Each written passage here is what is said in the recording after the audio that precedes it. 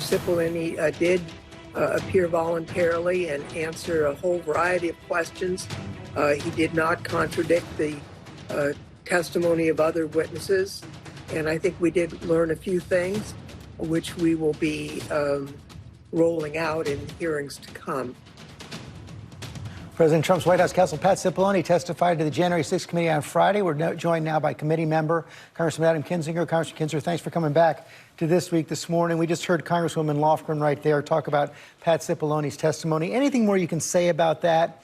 It's been reported that the committee didn't ask Mr. Cipollone to corroborate the specifics of Cassidy Hutchinson's testimony.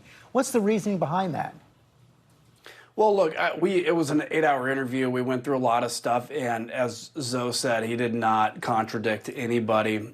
Look, first off, we're not going to bring somebody in and just sit around and ask them about what other people said too. We're getting their information, their front, their position, and I think it's very clear. You'll see over the next couple hearings a little of what he said. Certainly you'll see a lot of that in the report.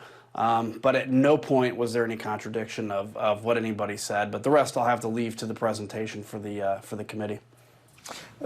Trump advisor Steve Bannon has been indicted for refusing to testify before the committee. But the Washington Post reported this week that Trump is now considering waiving any claims of executive privilege applied to Bannon. Does the committee still want to hear from him? Look, I'll just say overall, because Steve Bannon is involved in the law. He's fighting with the Justice Department. I will just say on a high-level position, anybody that wants to come in that knows information to talk to the Select Committee, we welcome them to do so. We welcome them to do so under oath. And we all know the history with our request to have talked to Steve Bannon. So we'll see how that comes out. But the bottom line is, yes, we as a committee want to talk to anybody that has information. Does that hold for the founder of the Oath Keepers as well, Stuart Rhodes, who offered to waive his Fifth Amendment rights to testify at a live public hearing? He's in jail now. Is that a viable proposal? Yeah, I mean, look, again, any one of these things we'll take a look at as long as it's under oath. We've talked to a lot of people, as you know, already by transcribed interview.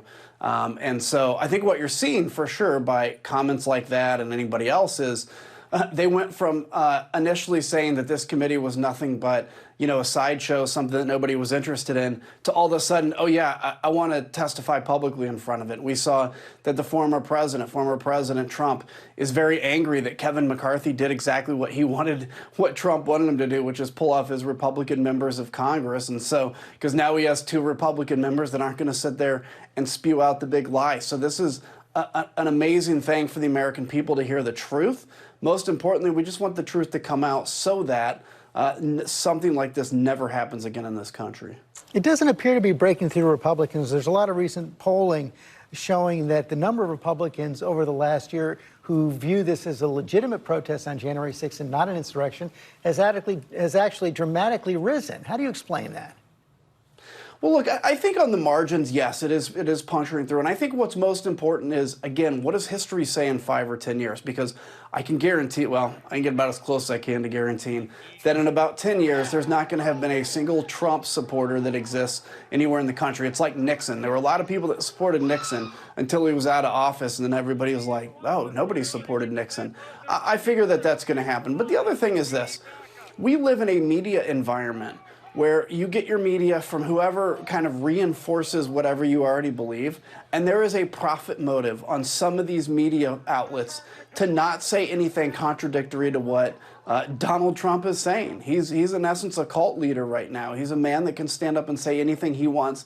And these news organizations just reinforce it. So look, if you have leaders of Congress like Kevin McCarthy, like frankly most members of the Republican Party in Congress, that just simply refuse to tell the truth to their constituents, first off, they're lying and abusing their constituents. But secondly, you can't really expect there to be much of a different outcome.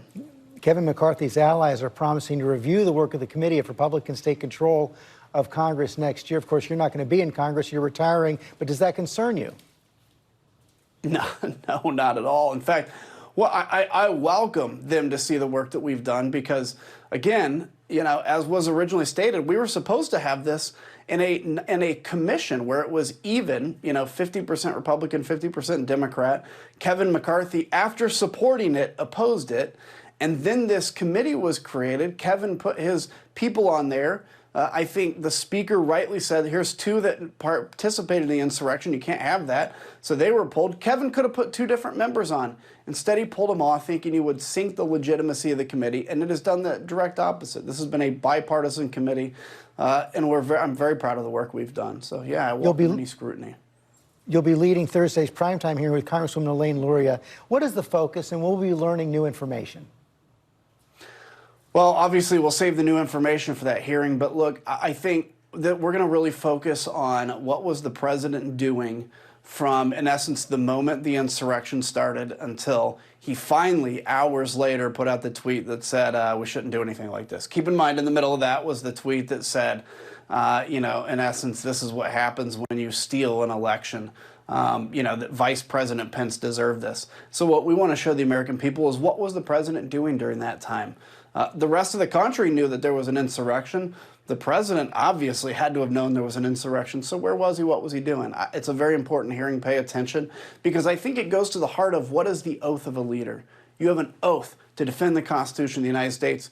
You can't selectively pick what parts of the Constitution you defend or what branches of government, and you certainly can't be gleeful during it. Finally, the New York Times reported this week that both the former FBI Director James Comey and his deputy Andrew McCabe received these supposedly random audits that go to, one in several 100,000 people. Of course, they were both officials who were targeted publicly by President Trump. What are the chances, in your view, that those audits are an innocent coincidence?